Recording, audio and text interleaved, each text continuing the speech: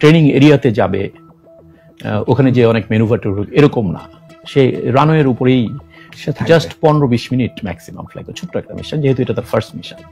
এবং এটা কি করে, এটার সকালবেলায় সে কিন্তু একটা চেক রাইডে গিয়েছে, একটা মিশন করেছে। এটা কে নিয়েছে? তার অফিসার কমান্ডিং সেটা নিয়েছে। It's like an exam.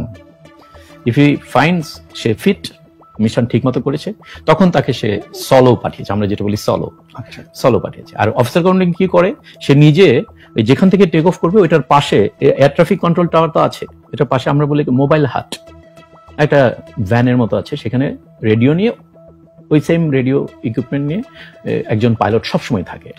এরকম গুরুত্বপূর্ণ মিশনে অফিসার কমান্ডিং নিজেই চলে যায়। তো হি ওয়াজ দেয়ার, ওর কাছেও রেডিও আছে, ও সবকিছু শুনছে, ইচ্ছা করলে কথাও বলতে পারে। তো সেভাবে সে টেক অফ করে গেছে। এখন এই মিশনটা এরকম যে ওখান থেকে দেখা যায়, পুরোটাই সময়ই সে ভিজিবল। তো তারা অফিসার কমান্ডিং নিজের চোখে দেখছে, এয়ার ট্রাফিক কন্ট্রোলার দেখছে, সে পাইলট না হোক, অফিসার কমান্ডিং নিজে তো পাইলট, একটু আগে সেই তাকে ক্লিয়ার করেছে। So he can understand by his experience if there is anything wrong. সে দেখছে nothing is wrong, he is flying fine. First একটা রাউন্ড করলো, সেকেন্ড একটা রাউন্ড করলো, সে তারপরে থার্ড রাউন্ড করে ল্যান্ড করতে আসবে, এতটুকুই একটা মিশন। এমন সময় সেকেন্ড বা থার্ড রাউন্ড এক্স্যাক্টলি ভুলে গেছি আমি, তখন অফিসার কমান্ডিং খেয়াল করলো সে যখন রানওয়ের দিকে আসছে, ওই উত্তরার দিক থেকে, ওই টঙ্গীর দিক থেকে ঘুরে আসে আর কি, এদিক থেকে অ্যাপ্রোচটা করছে, এটাকে আমরা বলি রানওয়ে 14, উত্তরের দিকে যে রানওয়েটা, রানওয়ে 14 ডাইরেকশন। নিকুঞ্জের দিকে যেটা, সেটা হলো 32। আচ্ছা, তো এদিকে টেক অফ করেছে, নিকুঞ্জের দিকে ল্যান্ড করবে ওদিক থেকে এসে। তো যখন আসছে, মানে ল্যান্ড করার কথা নয় এটাতে, বাট সে এমনিতেই ফ্লাই করে যাওয়ার কথা। ওই শুরু থেকেই যখন সে এয়ারপোর্টের উপরে আসে নাই, ও দূরে, অনেক দূরে আছে, এখন হয়তো 3-4 কিলোমিটার দূরে আছে, দেখা যায়। তো অফিসার কমান্ডিং দেখছে, ওখানে বাইনোকুলারও আছে, if you want see can see more closely. দেখে তার মনে হলো ও বোধহয় হাইট লুজ করছে, মানে হাইট কমে যাচ্ছে। হাইট তো এমনিতে সে 1500 ফিট হাইট, নট মাচ, মানে একটা ফাইটার প্লেনের 1500 feet height, 600 kilometre speed. 600 kilometre মানে আপনি যদি সেকেন্ডে নেন, পার সেকেন্ড পার কিলোমিটার।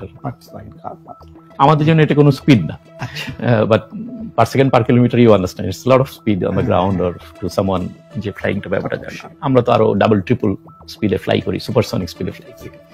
তো সে আসছে, এটা আমাদের খুবই একটা লোয়ার সাইডের স্পিড ফর দ্যাট ম্যাটার। তো সে আসছে, অফিসার কমান্ডিং দেখছে যে মনে হলো আরে প্লেনটা তো আস্তে আস্তে নিচে নেমে যাচ্ছে, ওর তো নামার কথা না, তো একই হাইটে যাওয়ার কথা। সে তখন একটা কল দিল, check your height. Okay, officer commanding call দিল, চেক ইউর হাইট। তো চেক ইউর হাইট বলার পরে সে একটা রজার, আমরা খুব বলি রজার, রজার মানে কপিড, কপি আর কি, মানে I have copied, it is the pilot star আর কি, রজার। তো এবং তখন অফিসার কমান্ডিং তো ধরে নেবে যে সে হয়তো, হয় না যে ভুল ক্রমে একটু নেমে গেছে, 1500 জায়গায় হয়তো 1400, 1300, 1200 চলে আসছে, আবার উঠে যাবে। বাট দেখলে উঠছে না, আরো কম নামছে, হুইচ ইজ ভেরি আনইউজুয়াল। নামছে, এবং তখন ওনার মনে হলো যত কাছে আসছে তো কোয়াইট ফাস্ট নামছে, হোয়াটস রং। তখন সে দেখছে যে আমাদের যে প্রত্যেকটা এয়ারক্রাফটে কিন্তু একটা ইজেকশন সিট থাকে, এবং এই ইজেকশন গুলো এরকম যে পাইলট ইচ্ছা করলে এক মুহূর্তে সে বের হয়ে যেতে পারে, it doesn't take even a second, right. এবং এটা হলো পাইলট তখনই ইজেকশন করে, আমাদের ট্রেনিংটা এরকম যে যখন তুমি মনে করো যে এই প্লেনটাকে তুমি আর সেফলি ল্যান্ড করতে পারবে না, it's going to be destroyed, you are going to die, is the last thing that you can do is eject. রেডিওতে কথা হয়েছে, যখন কমান্ডিং অফিসার ওখান থেকে দেখলো যে এটা ডেঞ্জারাস নিচে চলে গেছে, তখন সে ফাইনাল কমান্ড সে নিজে করেছে, ইজেক্ট, দুইবার বলেছে ইজেক্ট ইজেক্ট, ও কোনো রিপ্লাই দেয়নি। তার মানে সে তখন ব্যস্ত ছিল টু ম্যানেজ দ্যাট, কিভাবে সে ম্যানেজ। এবং এটা অস্বাভাবিক কিছু না, আমার জীবনে এরকম ঘটনা ঘটেছে, আমি তো কোনো কন্ট্রোল দেইনি, I was busy fighting with the controls to control the aircraft. তারপরে যখন দেখলাম চারিদিকে ডাকাডাকি হচ্ছে, আমি উত্তর দিয়েছি, after I have been able to manage. কিন্তু যদি আমি ক্র্যাশ করে যেতাম, তাহলে তার কোনো কথা কেউ জানতো না।